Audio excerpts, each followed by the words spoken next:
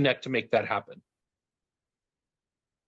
And Billy, with your skills and background, would you do a bunch of research based on all the slides that you covered before you even get started to get an idea of the culture or the goals of the company in order to be able to do this align? You know, those are just, you brought a lot of new viewpoints that I never thought. Like I could go in and look at the positive and the negative that people that use them. That would be very valuable for me to come back, forget the salesperson, and I could go up to the next level because I know what your problem is. You guys may not know, but look at this.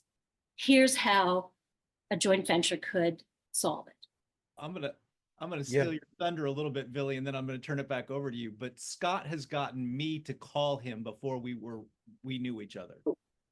So okay. He interacted with me, and he kind of liked a couple of my posts in social media. And then he sent me this package from freaking Hawaii with chocolate covered macadamia nuts, coffee. And so he wanted to call me, but I called him because he sent me a package. So Billy is talking about build your brand so that people want to reach out to you. When you do this right, you don't have to do cold calls. You don't have to do outreach. The person you want to talk to will reach out to you because you are so on their radar. They're like, who is this person? They commented on my team's LinkedIn post. They talked about my book that I wrote. They hosted my son's soccer league. So like how many different ways can you get on that person's radar? And each time you do that, it raises your status. And by raising your status, like Billy said, people have this concern that by associating with you, they're going to lower their brand identity or brand status. But if you're coming to them from this position of, I'm an elevator, I'm lifting you up on social media, I'm promoting your book, I'm hyping the people that are on your team, I'm sending you this unique package that you've never gotten before. So I stand out as a human being because I care about you. I send you this crazy thing from Hawaii. I'm going to make that call because I want people like that in my life. Over to you, Billy. So it's a really interesting point, but first I'll answer your question, Teresa. Generally speaking, there are two types of research that we should conduct. It could be simultaneously, all right? There's what we call primary research, where you go and ask questions from prospects, you hand out a questionnaire, right? You analyze it, etc.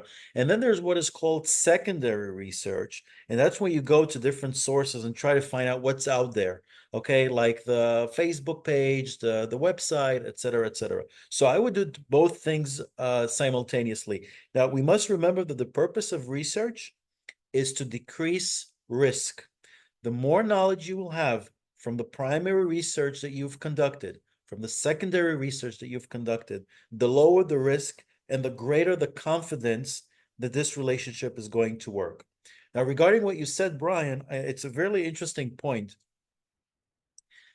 One of the things that we must remember is that we have to be in the consumer's consideration set. We must remember that the competition is huge. Now, when somebody wants to choose a product, a hamburger, a service provider, if you're not in the consideration set, if you're not the 5 service providers that comes to mind, you're not even going to be considered. Okay, that's what we always have to advertise, by the way. You always have to be there on LinkedIn and on Facebook, and once a week have newsletters so that people don't forget about you. And when the time comes, they know that Teresa is one of the 5 people that I'm going to take into consideration. So I'm going to call her, I'm going to call Alan, I'm going to call John, and whoever makes the best offer or the one that I can connect to more on the brand level, all right, emotionally, I will hire.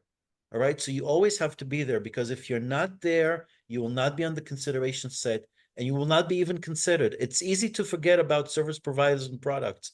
By the way, one of the reasons why food chains have advertisements saying, like, when you drive down the highway, are you hungry? McDonald's, this and that, because they know that if it's lunchtime and you're thinking about eating somewhere, you will take into consideration McDonald's, because it's very easy to forget about them for a minute when you came across Wendy's or you came across any other brand. All right, so it's really interesting point, Brian. Awesome. I And hope I answered your question, Teresa. no, it was good. Yeah.